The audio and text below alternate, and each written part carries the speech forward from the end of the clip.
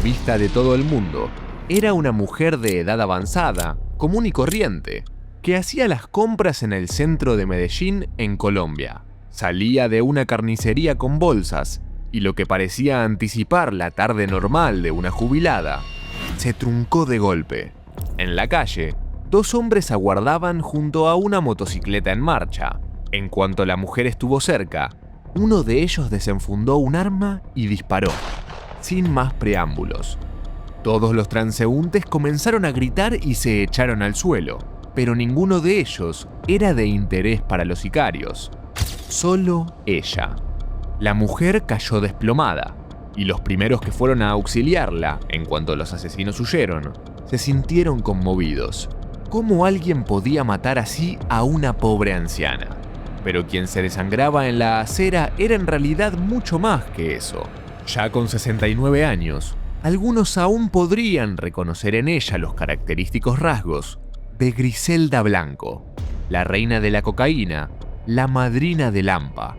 ¿Cómo llegó a trepar a lo más alto del crimen organizado? ¿Por qué se dice que su vida estuvo siempre marcada por la violencia? ¿Qué la hizo destacarse como una mujer ruda en un ambiente totalmente dominado por hombres? ¿Cómo fue el ascenso y la caída de una de las mayores narcos que ha conocido la historia? Descubrámoslo en lo más insólito de Griselda Blanco. Si este contenido les interesa y quieren que sigamos contando la vida de referentes del narcotráfico, pueden comentar este video con la palabra narco. Griselda estuvo lejos de nacer en cuna de oro. Más bien, todo lo contrario. Nació en el infierno mismo de un mundo marginal, donde a los niños ni siquiera se les permitía hacerlo por mucho tiempo. Su fecha de nacimiento fue un 15 de febrero de 1943 en Cartagena, aunque otros afirman que en realidad nació en Santa Marta. Lo cierto es que a temprana edad se mudó junto a su madre a Medellín, donde forjaría su oscura leyenda. Eran tiempos sumamente duros en Colombia, tanto que esos años serían conocidos como la violencia. En ese periodo histórico que abarcó desde la década del 20 hasta los 60, las disputas políticas entre liberales y conservadores no se limitaban al ámbito de los debates del Senado o las discusiones institucionales. Rápidamente se habían volcado a las calles y se traducían en constantes asesinatos, masacres y atentados. Nadie parecía estar completamente a salvo de la muerte que se extendía por las ciudades, pero en el caso de Griselda, aquellos peligros parecían un chiste al lado de lo que debía vivir en su propia casa. Su madre había decidido volver a formar pareja con un hombre que las había recibido en una vivienda de la marginal Comuna 13. Y las cosas no tardaron en romperse. El padrastro de Griselda abusó de ella varias veces, y aunque la pequeña le contó a su madre, nunca nadie le creyó. Ante esta extrema situación, sumada al creciente abandono que sentía, Griselda comenzó a acercarse a las pandillas de niños delincuentes de su barrio. Así fue que tras un temprano despertar delictivo, empezó a escalar en la improvisada estructura del crimen juvenil. En poco tiempo, logró quedar a cargo de un grupo de chicos que se dedicaban a robar carteras. Sin embargo, aquello la aburrió. Con una personalidad ambiciosa, Griselda pronto quiso probar algo más peligroso y redituable: los secuestros. En paralelo a la edad de 14 años, su madre se cansó de ella y los problemas que supuestamente le acarreaba. Lo cierto era que también le molestaba que Griselda le dijera una y otra vez que su pareja era un abusador. Finalmente la echó de la casa y Griselda quedó a su suerte. Por entonces ya se dedicaba de lleno al delito. En una fecha que nunca quedó del todo clara, se dice que organizó el secuestro de un niño y al no obtener el dinero que esperaba por su rescate, ordenó asesinarlo. Aquella anécdota oscura y escabrosa quedaría para siempre pegada a la historia de Griselda, entre la realidad y la leyenda. No por nada, se trataba de la primera de muchas muertes que quedaron bajo el ala de la que se convertiría unos años después en una auténtica cabecilla narco, cargo que conseguiría a fuerza de eliminar a la competencia y también a varios de sus maridos.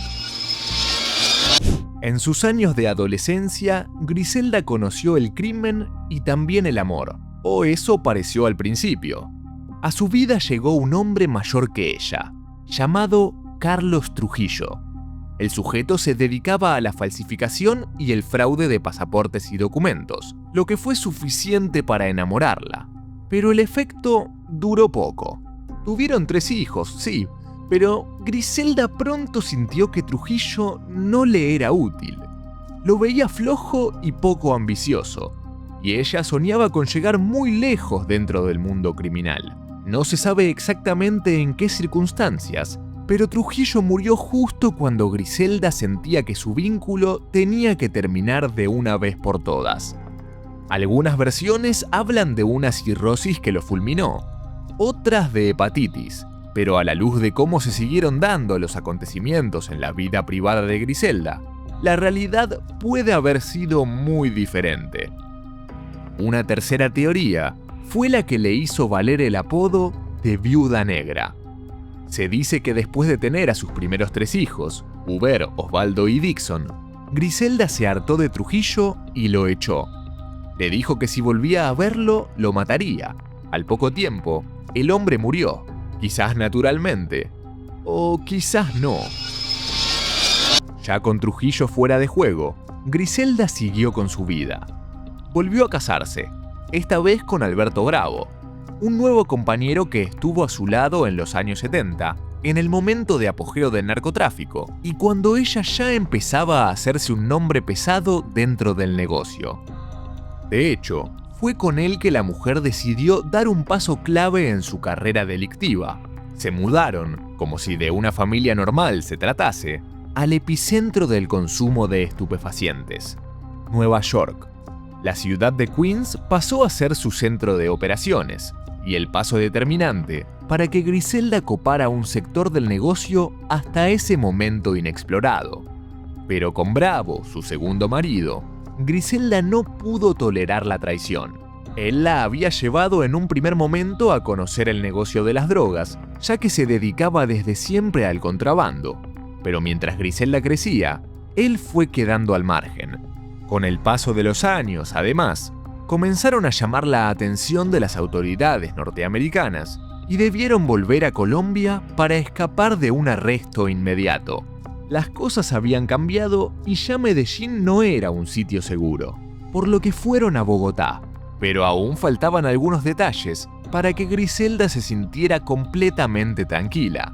Debía sacarse de encima a su esposo.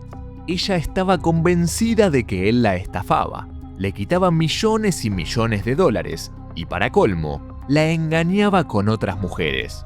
Algunas fuentes dicen que la última y peor traición tuvo lugar en un bar, y Griselda presenció la infidelidad con sus propios ojos. Por eso se estima que planificó eliminarlo. Una noche en las afueras de Bogotá, ella lo esperó en el estacionamiento de una conocida discoteca.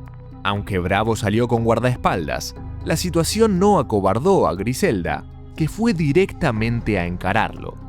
Hubo una discusión fuerte y, sin más, ella sacó una pistola oculta en sus botas altas y abrió fuego. Cuando el hombre respondió con un arma larga que siempre llevaba a mano, ya era tarde.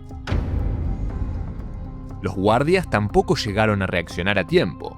Griselda mató a la mayoría de disparos en la cara, a Bravo incluido. Ella recibió un tiro en el estómago, pero sobrevivió. Además, había logrado su cometido, deshacerse del hombre que tanto la molestaba. Y como no hay 2 sin 3, hubo otra pareja de Griselda Blanco que corrió la misma suerte.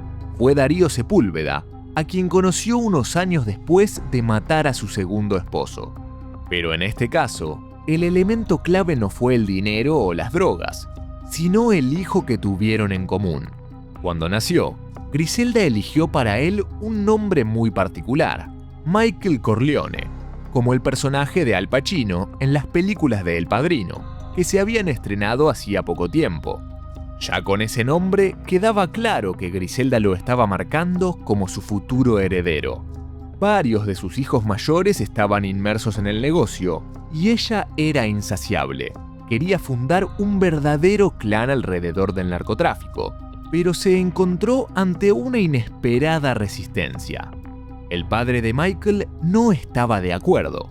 Sin embargo, ¿quién podía decirle que no a Griselda Blanco?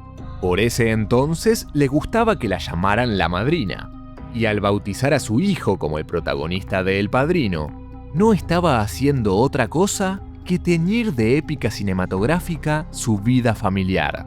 Sabiendo que no podría enfrentarla directamente, Sepúlveda tomó un camino alternativo para alejar al niño de su madre. Se lo llevó. Corría el año 1983 y Michael tenía apenas 6 años cuando su papá técnicamente lo secuestró, acción que Griselda nunca perdonaría. Lo mandó a seguir por cielo y tierra, hasta que lo localizaron en Medellín. Apenas había cumplido 2 semanas de escape, pero su suerte se había terminado. Sepúlveda fue interceptado por sicarios vestidos de policía. Cuando se dio cuenta del engaño, era demasiado tarde y cayó ultimado por una lluvia de disparos. Todo delante de la atenta mirada de su hijo, que pronto regresó con Griselda. Sepúlveda, legalmente hablando, fue el último. Para cuando Griselda volvió a enamorarse, ya estaba tras las rejas. Antes de conocer el frío de una prisión, Griselda Blanco se convirtió en la mujer más importante del narcotráfico colombiano. Se la reconoció por su acelerado ascenso en las mafias, por ser inteligente y calculadora, y también por tener un talento diferente. Lograba encontrar oportunidades donde otros no las veían. Uno de sus primeros aciertos, en términos de lo que el pujante negocio de las drogas significaba, fue introducir mujeres al circuito de distribución. Hasta los años 70, el contrabando era un mundo solo de hombres, pero ella vino a cambiar las cosas. Con un negocio que estaba mutando a pasos agigantados, insistir en las fórmulas antiguas solo podía llevar al fracaso. Entonces, Griselda, a medida que iba escalando en sus funciones dentro de la organización, empezó a contratar mujeres a las que ella misma entrenaba. Conocía el rubro de palmo a palmo. Había empezado de muy abajo como mula, pero rápidamente se había ganado el respeto de sus jefes. La estrategia era simple. Cuando había chicas en los circuitos de distribución de drogas, era más fácil disipar sospechas y sacar provecho de algunas situaciones.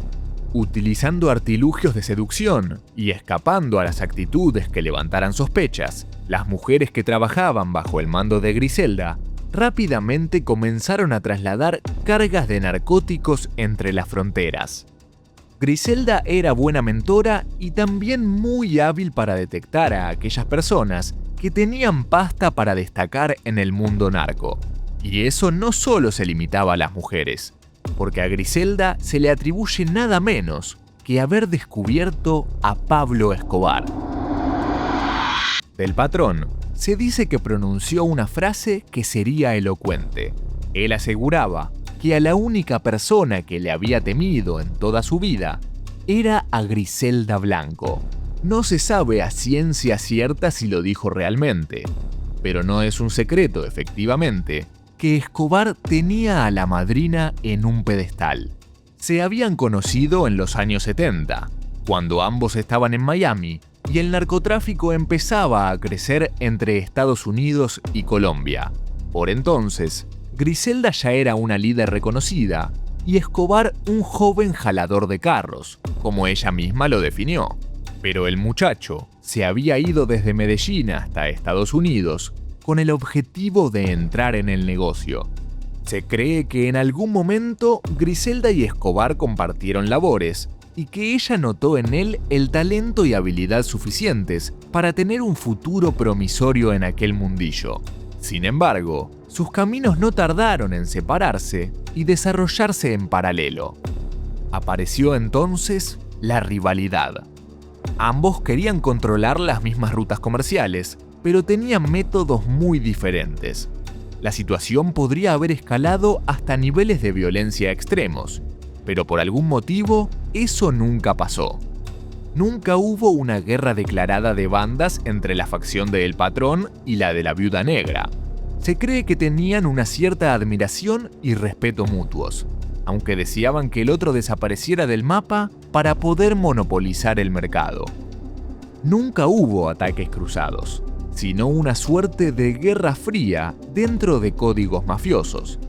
Muchos dicen que él, en efecto, le tenía miedo, que ella estaba muy segura de sí misma, como para echar todo por tierra gastando energía y recursos en desafiarlo. Todo servía, al final del día, para seguir alimentando la imagen de que se trataba de una mujer intocable, incluso para los peces gordos del narco. El desembarco de Griselda Blanco en Miami fue la punta de lanza de lo que acabaría convirtiéndose en una auténtica guerra en las tierras del norte. Y además, la clave para comprender el momento en que ella escaló hasta la cima de la organización. En concreto, llegó a Queens, en Nueva York, en los años 70, pero no lo hizo como una criminal con ganas de comerse al mundo, sino bajo la máscara de una simple madre de familia. De hecho, Griselda aún podía sostener la mímica de un matrimonio normal con su segundo esposo Alberto Bravo. Faltaba mucho para que lo asesinara. Así, Griselda llegó a Norteamérica en el momento mismo en que el consumo de estupefacientes se disparaba, y ella quedaba a cargo de inaugurar las rutas ilegales de comercio, que llevaban marihuana, opioides y finalmente cocaína de Colombia a Estados Unidos.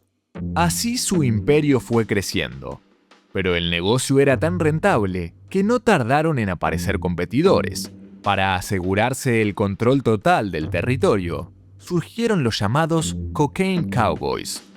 No eran otra cosa que una fuerza de choque que se asentó en Miami y tenían el objetivo de asegurar el control absoluto del mercado negro. Con el tiempo, los Cocaine Cowboys se convirtieron en el sello de una época salvaje y elevaron a lo más alto a una de sus líderes, la propia Griselda Blanco. La marca distintiva de estos sicarios, además de su atuendo al estilo de los vaqueros, era que se trasladaban siempre en motocicletas. Defendían un botín demasiado valioso. En su mejor momento, el mercado de la cocaína le significó a Griselda y su familia un flujo de dinero que algunos calculan en $80 millones al mes. Y todo era a fuerza de sangre y fuego. Griselda era una de las mentes maestras detrás de los ataques y masacres que sus asesinos a sueldo empezaron a implementar. En total, la líder narco dio cientos de órdenes para asesinar a distintos competidores y acabaría siendo juzgada por 150 casos concretos, aunque se sospechan más del doble. Pero mucho antes de que la justicia le pusiera fin a sus andanzas, supo aprovechar su poder. Griselda vivía entre lujos y excentridades, convencida de que era intocable. Para el año 1975, las autoridades estadounidenses ya estaban decididas a terminar con su maratónica carrera criminal. Así, Griselda debió dejar atrás a sus siniestros cowboys y volver a Colombia. Quien hasta ese momento había sido su marido y socio, se convirtió en su enemigo y terminó acribillado a tiros como vimos hace un momento. A su vez, Griselda descubrió que en Medellín, el nuevo capo narco en ascenso era Pablo Escobar, aquel jovencito al que había visto dar sus primeros pasos en el negocio. Griselda, entonces, debió reinventarse, pero ya no le quedaba mucho tiempo a favor. El tiempo le jugó en contra a partir de la segunda mitad de los 70. Una vez bajo la lupa de la DEA, Griselda estuvo a punto de ser arrestada, pero escapó a tiempo a sus tierras. Sin embargo, terminó cometiendo un error. En 1980 volvió a Miami y quedó nuevamente expuesta. Para ese entonces, Muchas fuentes coinciden en que su reinado estaba de capa caída, otros líderes habían ocupado su lugar, y ella se encontraba sumida en un consumo desenfrenado de las propias sustancias que la habían hecho millonaria. Sus hijos habían intentado seguir su legado, pero no eran tan hábiles como ella. Ni siquiera el ya mencionado Michael Corleone, con nombre y todo, pudo equipararla. Vivían en una mansión de Orange en California, pero ya no tenían los recursos para pasar desapercibidos o escapar. Así, el 17 de febrero de 1985 fue el principio del fin. Ya muchos de sus colaboradores habían caído ante la ley en los años anteriores y confesaron ante las autoridades federales, cerrando el círculo sobre ella. Primero la condenaron a 15 años de prisión por sus crímenes, pero la justicia realmente quería procesarla por asesinatos, para asegurarse de que obtuviera una pena mayor y sacarla definitivamente del mapa. Mientras la justicia preparaba el caso, ella no perdió el tiempo. Confinada en la prisión de Tallahassee, en Florida, planeó una salida que, de concretarse, hubiese sido monumental. Junto a su nuevo novio, que estaba libre y fue identificado como Charles Cosby, planearon secuestrar nada menos que al hijo de John Fitzgerald Kennedy, expresidente de Estados Unidos, asesinado 2 décadas antes. Cosby llegó a contratar sicarios en Nueva York, pero la DEA le ganó de mano. Cuando los agentes lo arrestaron e interrogaron, Cosby supo que el plan era delirante y su libertad no lo valía. Confesó lo que Blanco estaba tramando y desbarató en una tarde todo lo que ella venía pensando hacía meses. Finalmente, Griselda fue acusada en 1993 por el asesinato de narcotraficantes cubanos y de Johnny Castro, un bebé de 3 años que había quedado en medio del fuego cruzado. Ella decidió aceptar los cargos, pero cuando todo parecía encaminado para confinarla de por vida en una cárcel estadounidense, un tecnicismo la dejó libre. En total estuvo 10 años presa y luego pudo recuperar la libertad. Pero ya nada era igual. No quedaba más que un vago recuerdo de sus tiempos como líder absoluta, que imponía tanto respeto como miedo. Para el año 2004, Griselda Blanco volvió definitivamente a Colombia. Había sido deportada y si quería mantener su libertad, debía mantenerse al margen y nunca regresar a los Estados Unidos. Aunque parezca increíble, la intocable reina de los narcos simplemente agachó la cabeza. No quería volver a la cárcel y el negocio ya se había complejizado demasiado. Aceptó que su tiempo ya había pasado. Increíblemente, Griselda decidió empezar a llevar la vida normal de cualquier persona, aunque con bastante más dinero en el banco para subsistir. Y entonces desapareció del radar. Se convirtió en una mujer más, de mediana edad y con una tranquila y anónima vida en Medellín. Cada cierto tiempo, los medios se preguntaban qué había sido de ella, dónde estaría y si seguiría vinculada al narco. Por entonces, las redes sociales aún no existían con tanta fuerza. Pero a medida que pasó el tiempo, más sitios de internet comenzaron a alimentar el mito de qué estaría haciendo Griselda Blanco. Se la vio públicamente por última vez en el aeropuerto de El Dorado. Y después, vino la noticia de su violenta muerte. En la última foto antes del ataque, difundida por el Departamento de Correcciones de Florida, se la veía avejentada y sin ningún detalle que remitiera a su vida de lujos. Con el pelo canoso recogido, la cara seria y su característico mentón apretado, miraba a cámara sin transmitir que se trataba de aquella mujer que había aterrorizado Miami. Por entonces, estaba a punto de cumplir 70 años, y aquella tarde del 3 de septiembre de 2012, había hecho compras en un típico mercado colombiano. Mientras salía de una tienda, una moto se detuvo a metros de la entrada. A bordo iban 2 hombres, pero solo se bajó el que ocupaba la parte trasera. En cuanto la vio, desenfundó un arma y se acercó. Disparó varias veces ante la incrédula mirada de los demás clientes. Griselda se desplomó sin haber podido prever el ataque. El sicario escapó al instante y la mujer se desangró rápidamente. Una ambulancia la llevó a toda velocidad a la unidad intermedia de Belén, donde intentaron estabilizarla. Sin embargo, los tiros habían sido certeros. Eran los tiros, sin duda, de un profesional. Cuando se supo que Griselda Blanco había sido la mujer asesinada, muchas preguntas se instalaron para no irse nunca más. ¿Quién la mandó a matar? ¿Por qué decidieron terminar con ella si ya no representaba un riesgo? ¿Sus más de 200 crímenes la persiguieron hasta el último día? ¿O acaso estaba a punto de contar algo a las autoridades y decidieron acallarla? Nunca se supo con seguridad quién ni por qué mandó a matarla. Tampoco por qué le permitieron pasar 8 años viviendo en el asesinato antes de fusilarla en plena calle. No hubo una investigación tan exhaustiva, o al menos no se dio a conocer. La reina de la cocaína estaba muerta, y con ella cualquier nuevo capítulo de su historia. Pero entonces, los estudios de cine primero y streaming después comenzaron a resucitarla. La vida de Griselda Blanco tenía todos los elementos para saltar a la pantalla, y así ocurrió en varias oportunidades.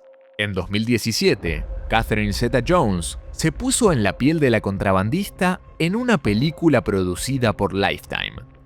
En 2024 llegó el desembarco a Netflix de la serie Griselda, protagonizada por Sofía Vergara. La intención de esta ficción fue hacer un recuento general y pormenorizado de todos los momentos claves en la alocada vida de la líder narco, tanto desde el punto de vista de su carrera criminal como su costado privado, especialmente aquellos turbulentos episodios con sus maridos que le valieron el apodo de Viuda Negra.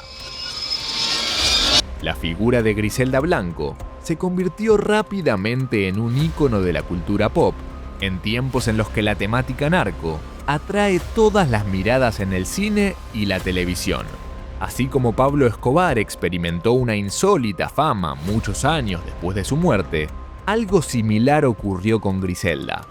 Ella, que lejos estuvo de ser la única mujer destacada en el AMPA criminal, sí se hizo mundialmente famosa por haber sido la primera. Además, se le sumaron créditos por nunca haber vivido bajo la sombra de otros hombres. Lejos de eso, hizo gala de su poder y su necesidad constante de imponerse ante los competidores con el mismo código sanguinario que cualquier otro líder. Y cuando consideró que su etapa había terminado, quiso probar una vida normal y sin sobresaltos, aquella que se le negó desde su propia infancia. Pero ya había ido muy lejos y sus pecados la persiguieron hasta el final. Irónicamente, murió con la misma modalidad criminal que ella había ayudado a fundar, la de los sicarios en moto que en cuestión de segundos acababan con una vida a cambio de una pequeña fortuna. En algún lugar, una persona vio la noticia de la muerte de Griselda y habrá dicho, como tantas veces hizo ella, misión cumplida. Los leemos en comentarios y nos despedimos hasta la próxima, cuando nos veamos con más historias insólitas y perturbadoras en Para Nada Normal.